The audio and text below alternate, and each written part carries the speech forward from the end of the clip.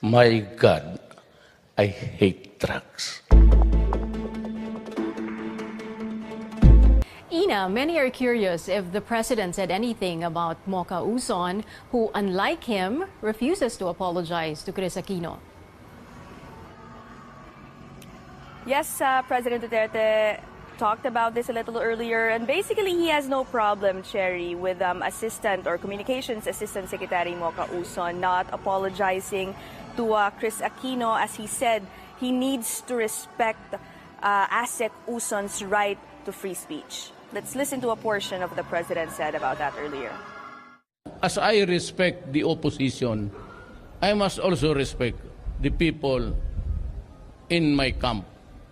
She has invoked the right of free expression, freedom to express. Once mag-invoke ka ng ganun, wala akong magawa. President Duterte also confirmed that he did relay his apologies to Chris Aquino, saying he did it because the other party involved is an employee of Malacanang. Cherry? Thank you, Ina. That was Ina Andulong, our senior correspondent, reporting live from Cebu. Days after the president said radical changes would happen soon, Malacanang officials have tried to explain what he meant. Today, President Duterte makes it clear the radical changes will not involve declaring martial law nationwide. Our senior correspondent, Ina Andulong, joins us live from Lapu-Lapu City in Cebu Province. Ina, can you please tell us more about this statement of the president? Well, Cherry, in his speech a couple of days ago, President Duterte, as you mentioned, talked about implementing radical changes soon. And when he said that, he also mentioned martial law and also his declaration of a state of national emergency, which he actually declared in September 2016 in response to the Davao City night market bombing. Now, these recent statements led to speculations that the president may be considering or thinking about using either martial law or his state of national emergency declaration to combat crime. And tonight, he clarifies this. He says, no, there will be no martial law nationwide. He does not also intend to use his state of national emergency declaration to boost his anti-crime efforts. Here's the president in his own words. Martial law is not feasible. It won't work. It won't work. First of all, it's going to be a divided nation. Might think of something else, martial law. Now, though President Duterte did say that martial law has been effective in Mindanao, he says it won't work on a larger scale because of the negative experiences people remember it for, specifically the abuses back then. Now, in boosting his anti-crime efforts, he says he still prefers to do this with the help of the police and also local officials, who he admits also needs to be fixed first. Now, so what radical changes did the president mean? He said soon he will be placing offices prone to corruption directly under his office. What are these offices? Well, he won't say just yet. Kung sabihin ko ngayon, masaktan yung sekretary na matatamaan. We have a cabinet meeting coming up. I will also have my command conference. And that will be the time that I would be ready to declare anything. Out of respeto sa kanila. Earlier today, President Duterte led the inauguration of Terminal 2 of this Mactan Cebu International Airport. He inspected the area and admitted he was actually in awe seeing the place. He even called it the most beautiful airport in the country today. And he also commended the innovative minds of the Cebuanos who helped construct this terminal using materials which reflect Filipino and Cebuano culture. Cherry? President Duterte also spoke about former Chief Justice Maria Lourdes Sereno, who called his firing of officials a gimmick. Here's the president in his own words. Sereno is a lost cause. She had it coming. She asked for it. Yan ang nangyari sa kanya. Now that she's out, she's full of adjectives and gimmickry. mga justices, may utak yan, abogado, kagaya mo, gimmick. I don't believe her. And I don't respect her also. Puro gimmick eh. Siya yung gumigimik. Kami yung tatrabaho. President Duterte's actions and remarks about women have long been a point of debate. This week, CNN Philippines went on the record with sociologist John Andrew Evangelista, #Babae Ako co-initiator Jean Enriquez, and Chief Presidential Legal Counsel Salvador Panelo.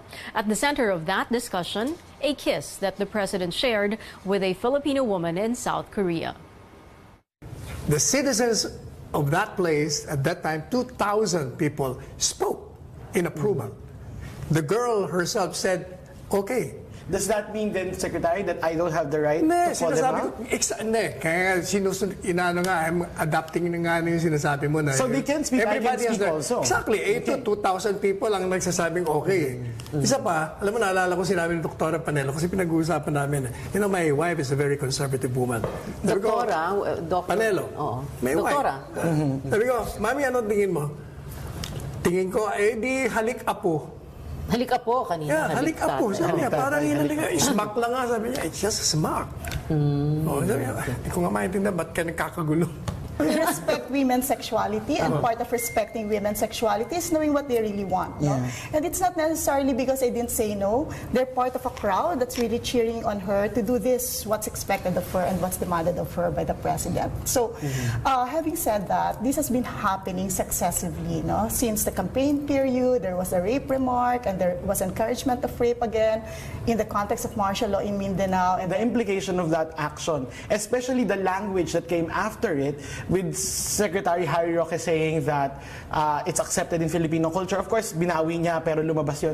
Ang nagiging implikasyon nun, anong gagawin sa mga babae na nasa ibang bansa? Anong iisipin ng ibang lahi na ay accepted pala ito sa Filipino culture? So, it's about responsible speech also eh. Catch the replays of On the Record tomorrow at 8 in the evening, Saturday at 5:30 p.m., and Sunday at 10 a.m. and 6:30 p.m. only here on CNN Philippines. Good news now for Meralco customers. Power rates are lower for the second consecutive month. The power distributor sees more people using less electricity with cooler days ahead. Our CN Arcangel has more. Despite a 54 centavo drop in the electricity rates in May, Aline Faro saw her bill go up from 600 pesos to more than 1,000 pesos. She admits her family's power consumption last month shot up because they kept 2 electric fans running to survive the sweltering heat. But this month, Faro may get some relief. Gawa ng panahon, sobrang init, hindi mapigilan na hindi magbukas ng isa pang electric fan. Kaya yun. Kaya expect rin namin na bukod sa talagang tataas yung singil, yun, yung consumption din namin. From 600 plus, naging 1,000 plus. So, tumaas siya. Hindi ko paramdam yung sinasabi nilang bumaba. Meralco says power rates are down in June by nearly 13 cents per kilowatt-hour due to lower generation and transmission charges. These reductions offset the 7 centavo increase in the feed-in tariff allowance or FIT-all. FIT-all covers payments to renewable energy developers over a 20-year period. Ang nangyari ho kasi, halos lahat ho ng cost components ay bumaba, particular na ho itong generation at transmission. Kaya na wipe out ho yung increase nung FIT-all rates. More than 100 pesos reduction na siya kung isasama natin yung nagdaang buwan. With the decline in power rates this month, Meralco customers consuming 200 kilowatt-hours a month save 25 pesos. Those consuming 500 kilowatt-hours get 63 pesos off. Kami sa Meralco talagang hinahanap namin yung pinaka-least cost na posible for all our consumers as we have proven this past 2 months. Faro welcomes the lower charges. She says the money she saves on electricity could be spent on other household needs. Good news din naman kahit paano, lalo na sa akin, may estudyante ko. Diba? Tapos, syempre yung mga bills, yung gano'n, yung mga bayarin, makakabawas, malaking tulong din sa amin.